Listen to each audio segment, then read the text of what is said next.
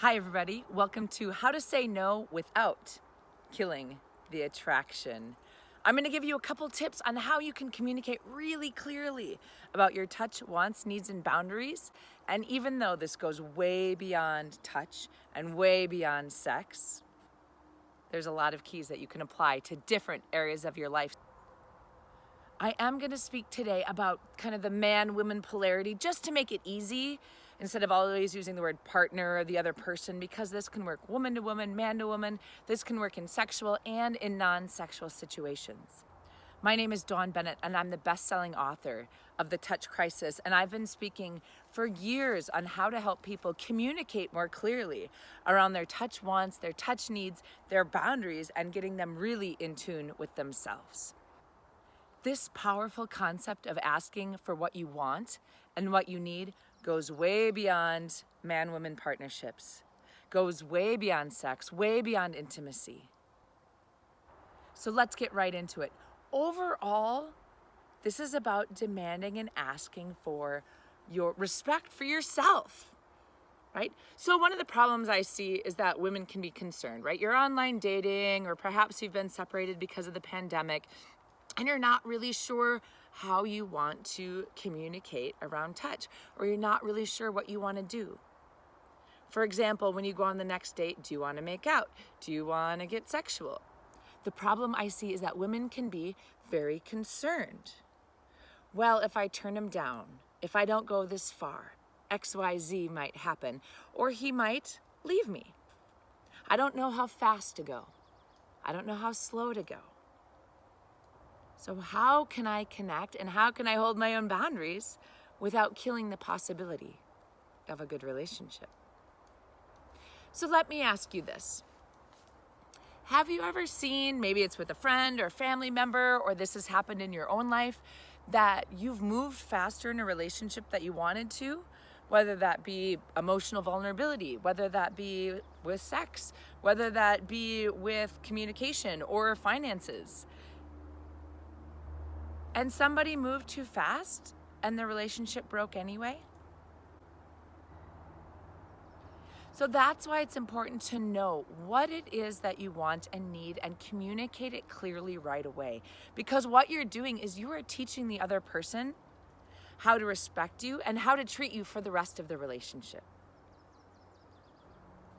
So when you look at, well, is he going to be attracted to me? Is he going to lose interest if I don't have sex with him on the first date, the second date, the third date, whatever it is for you? First of all, communicate ahead of time what you want. And you don't even have to say no if you know that sex is on the table eventually. You can actually just say, like, I'm not yet, right? Not yet. Make it playful. Make him know that it's not off the table forever, but that's just something that you want to open yourself up to.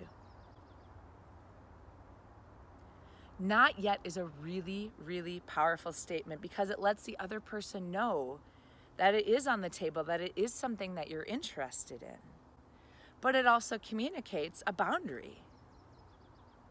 And now the other person gets to choose how they're going to respect that boundary.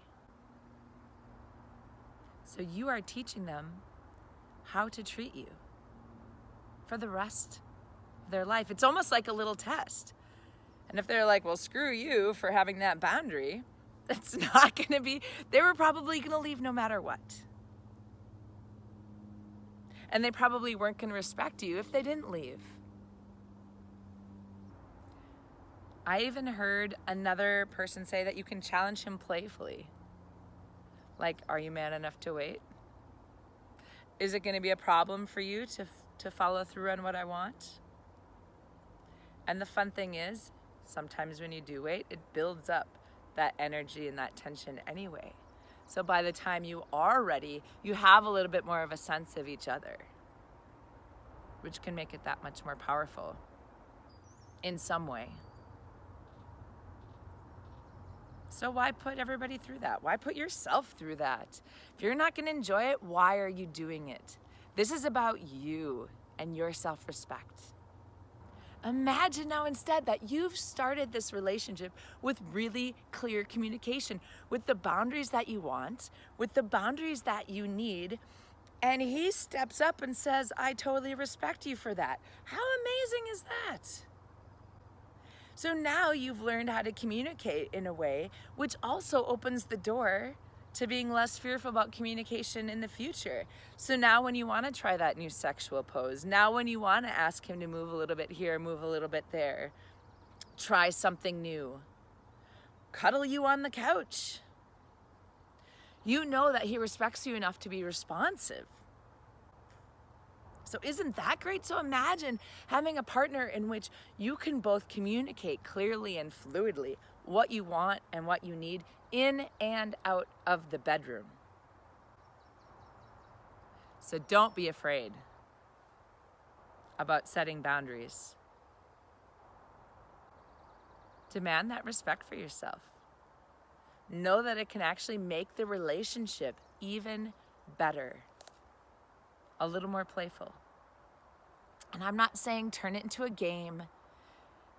It's not like I'm withholding to manipulate. That's not what I'm saying. What I'm saying is find your boundaries, stick with them, communicate them clearly, your wants, your needs, your desires, and allow him to do the same. Build that synergy, build that energy, build that power for yourself and your relationship because you both deserve it.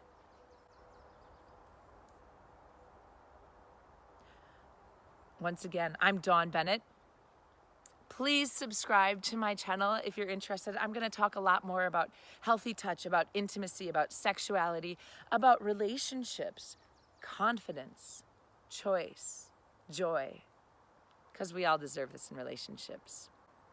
And look in my description if you're ready for more and you want to take a class on how to do these things for yourself. Have a lovely day.